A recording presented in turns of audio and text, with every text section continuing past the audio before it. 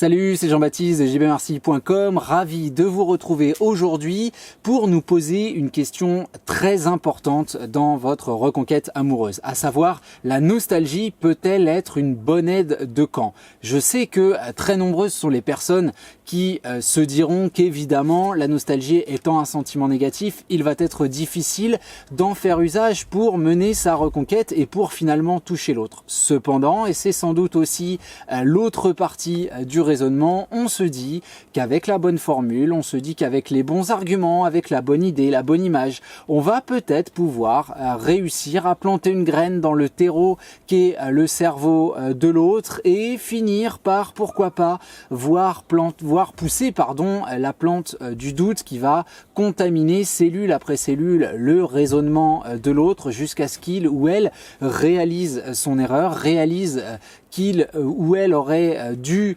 tout simplement rester avec nous et qu'aujourd'hui son seul choix possible c'est de revenir et c'est de recréer un couple qui fonctionnera pour le coup beaucoup mieux puisqu'il y aura cette volonté de repentance, puisqu'il y aura cette prise de conscience. Alors vous êtes forcément partagé entre le fait de vous dire que la nostalgie n'est pas forcément un beau sentiment et puis celle très naturelle d'avoir envie de partager avec votre ex, d'avoir envie de lui rappeler les belles choses que vous avez vécues, les beaux souvenirs et toutes ces images qui vous reviennent en tête.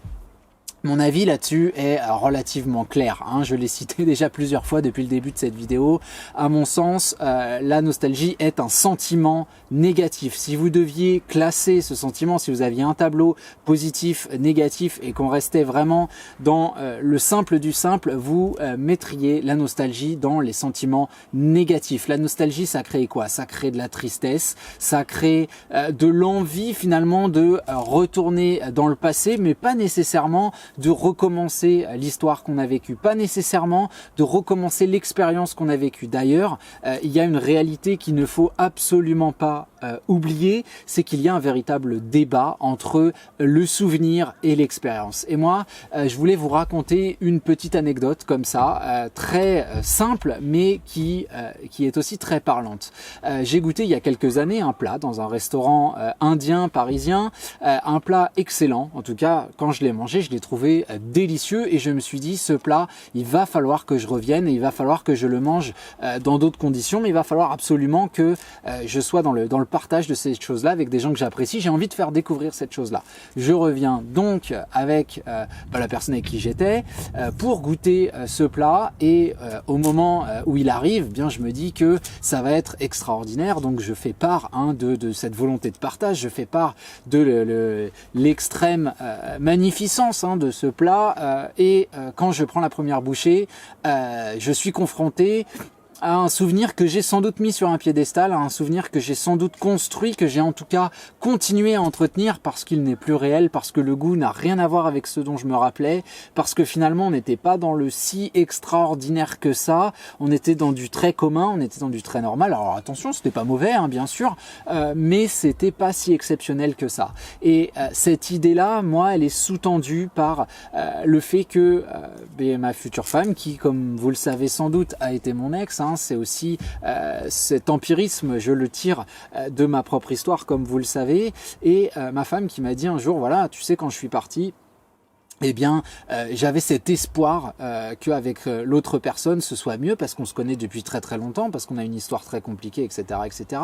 Et au contact de la réalité, elle m'a dit, tu sais, finalement, ce que j'aimais, ce qui m'a fait tourner la tête, c'est un souvenir, c'est une image que j'ai améliorée dans ma tête parce que la réalité du terrain, elle est pas si bien que ça, et je suis vraiment très très loin justement de cette réalité. Ça vous rappelle ce que je viens de vous dire sur le plat indien et ça vous rappelle forcément. En tout cas, si c'est pas le cas, c'est que vous n'êtes pas réaliste, mais ça doit vous rappeler ce que vous ressentez en ce moment et cette impression qu'avec votre ex, c'était merveilleux. C'était sans doute très bien avec votre ex, mais votre ex a des défauts, vous avez aussi des défauts et votre histoire n'était pas parfaite, sinon très clairement, vous seriez toujours ensemble. Et ça doit clairement impérativement vous faire comprendre que la nostalgie n'est pas quelque chose de positif. D'ailleurs, je vais aller plus loin. J'ai vu des cas, et c'est ce qui se passerait avec votre ex très vraisemblablement si vous utilisiez ça. J'ai vu des gens réussir à faire pleurer les ex, alors que ce soit avec des photos, que ce soit avec une belle chanson, que ce soit avec un texte, un récit, une fameuse lettre, etc. etc. Et se dire que voilà, en faisant pleurer cette personne, forcément je vais la faire réfléchir. Certes, qu'est-ce qui s'est passé derrière? Soit une absence de communication, soit dans les cas où l'ex était avec quelqu'un d'autre, eh bien un renforcement du lien avec quelqu'un d'autre. Et on va me dire, mais c'est paradoxal, comment peut-on se rapprocher de quelqu'un d'autre alors que le souvenir, la force de l'histoire est présente dans notre argumentation? Eh bien tout simplement parce que c'est un sentiment négatif et que oui, même si on est touché, on va aller chercher un moyen de se rassurer, on va aller chercher du sourire ailleurs. Si je me base pour votre communication sur la légèreté, sur le non-dit, sur l'expérience, sur le terrain et surtout pas sur la verbalisation, c'est parce que la nostalgie n'est absolument pas votre ami. La nostalgie est votre ennemi. Les souvenirs, c'est très bien, mais montrer que vous êtes attaché à ça, ça montre que vous n'évoluez pas, que vous n'avancez pas. Ça montre finalement quelque part que vous n'acceptez pas la décision de votre ex et ça ne peut pas être positif pour vous. La nostalgie, c'est un gros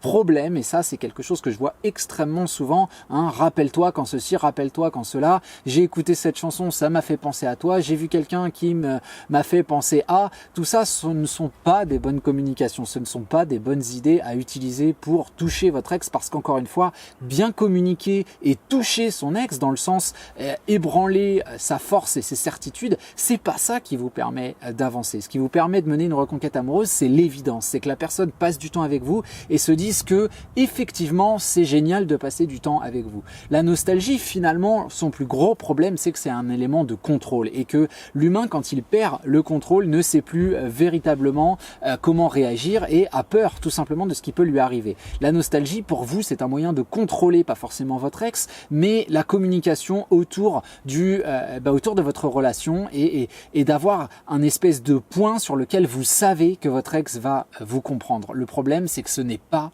un terrain positif. Et ça, c'est extrêmement important de le comprendre. Voilà, la nostalgie n'est clairement pas votre allié. Je vous laisse réfléchir là-dessus. Comme d'habitude, si vous aimez cette vidéo, vous n'hésitez pas à me le signaler. Vous avez le descriptif de cette vidéo qui contient tout plein de liens très intéressants et vous avez les commentaires aussi sous cette dernière si vous voulez vous adresser à moi. Voilà, n'hésitez pas à vous abonner à la chaîne pour recevoir toutes les nouveautés en temps réel et quant à moi, je vous abandonne et on continue nos réflexions, on continue notre travail avec une prochaine publication très bientôt. Salut à vous.